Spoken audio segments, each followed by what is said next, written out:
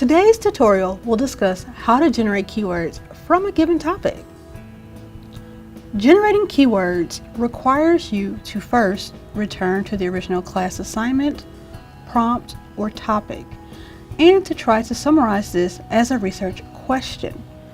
Once you have a research question, this will give you starting terms to work with. You will need to identify between 2 to 4 terms from the research question to create what is called a search phrase. After gathering initial search terms, you may want to try refining them by creating a list of alternative and associated terms. This information is summarized for you in this infographic, which you will be able to download directly from the LibGuide.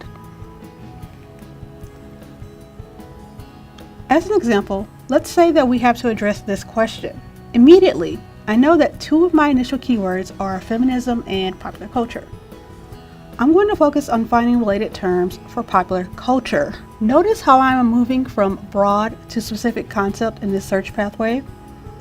In this case, I have chosen to focus on social movements. I've identified my broad concepts or search terms.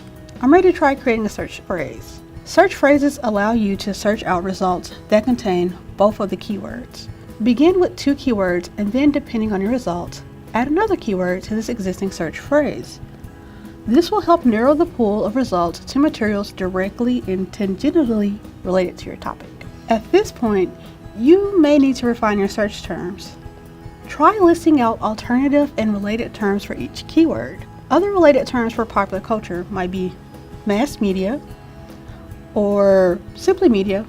I might also use the term trending in place of popular. Once I have gathered information about the topic more broadly, I'm now ready to come back and do some searching directly connected to specific individuals or events.